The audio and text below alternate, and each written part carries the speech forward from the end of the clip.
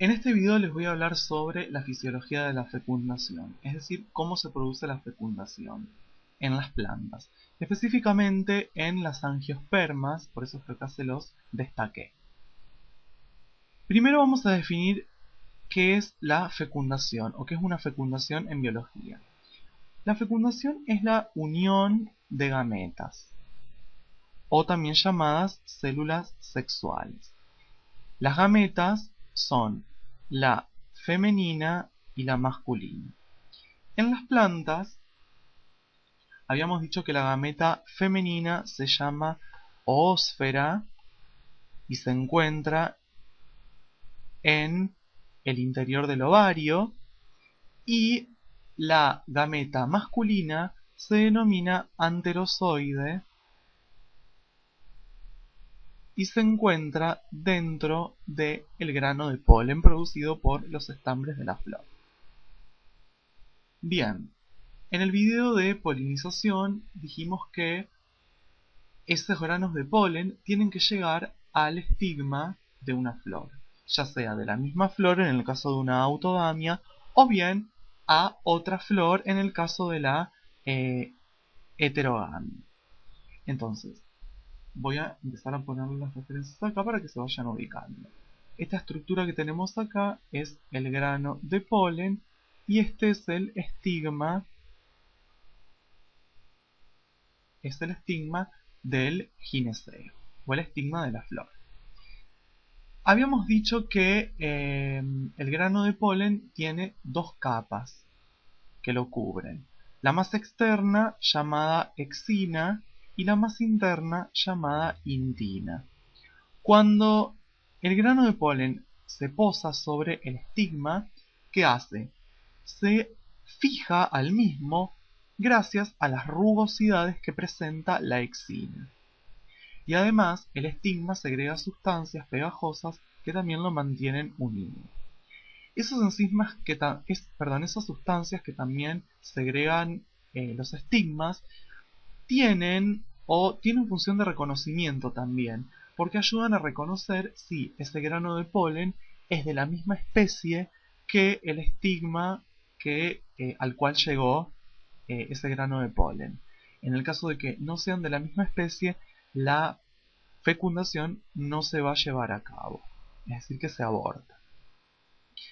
Entonces, como la intina era una capa lisa y que se podía extender, era extendible, la intina, ¿qué hace? Emite una prolongación que sale por un orificio de la exina llamada tubo polínico. Ese tubo polínico, ¿qué va a hacer? Por diversos mecanismos, va a ser el que recorra todo el estilo y llegue hasta el óvulo que se encuentra en el interior del ovario. Y este es el óvulo. Recordemos también que dentro del grano de polen hay dos núcleos. Uno llamado núcleo vegetativo, que es aquel que va a nutrir a el otro núcleo, que es el núcleo, este que está pintadito de amarillo, el núcleo generativo o reproductivo. Bien, cuando la intina empieza a emitir ese tubo polínico, y ese tubo polínico, que es este, empieza a avanzar por el estilo de ese gineceo, este era el estigma. ¿Qué va a ocurrir? El núcleo vegetativo se mantiene como tal, pero el núcleo reproductivo o el núcleo generativo se va a dividir en dos y va a constituir dos núcleos generativos que en definitiva van a ser dos anterozoides.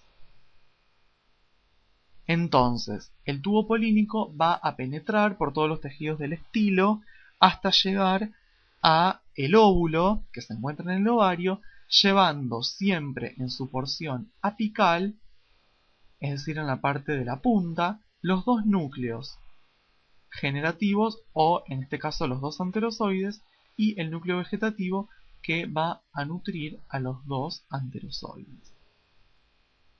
Bien, ¿qué ocurre cuando el tubo polínico llega hasta el ovario? Cuando el tubo polínico, que es este, llega al ovario y se encuentra con el óvulo, que es todo esto, el óvulo, voy a escribirlo así, óvulo. Lo más normal es que el tubo polínico ingrese o llegue al saco embrionario, que es esta estructura que está en el centro, que ingrese a través de la micrópila del óvulo, que era este orificio. En ese caso, este tipo de fecundación se denomina porogamia y es la forma normal de entrada. Cuando ingresa, por ejemplo, por el tegumento del óvulo, que puede ser por acá, o cuando ingresa por acá abajo, porque puede venir así y entrar por acá, o puede venir y entrar por abajo, esos casos son casos conocidos con el nombre de aporogamia, porque no es la manera normal de entrar. Bien, entonces, ¿qué es lo que ocurre? Lo siguiente. Uno de los anterozoides, por ejemplo este anterozoide, que es obviamente haploide, se va a unir con la oósfera, que era una de la célula central de las tres que estaban en la punta superior del rudimento seminal, que es la oósfera, y también es N, es femenina y esta es masculina. Cuando se unen, me forman una cigota que va a ser diploide, esa cigota. ¿Qué ocurre luego o a la par? El otro anterozoide, que es este,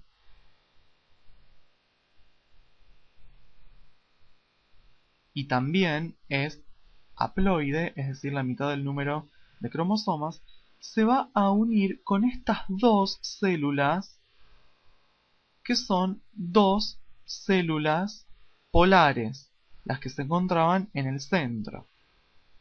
Como resultado de la unión del anterozoide y de las dos células polares, que cada una es N, se me va a formar lo que se conoce como célula madre del endosperma,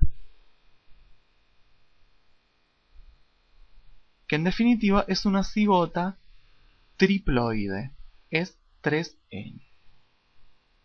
Bien, ¿qué va a ocurrir luego? Lo siguiente, cuando ocurre esta doble fecundación, que es una característica distintiva de las angiospermas que permite diferenciarlas del resto, esa cigota diploide va a dar lugar o va a formar luego al embrión de la semilla. Esta es la semilla. Esto que está acá es el embrión,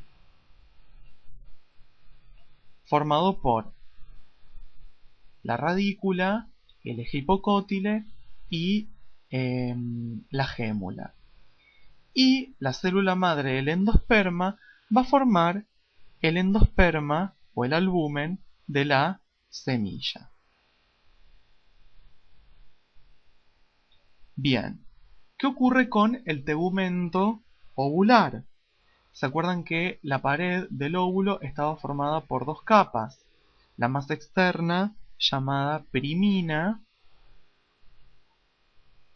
y la más interna, llamada secundina.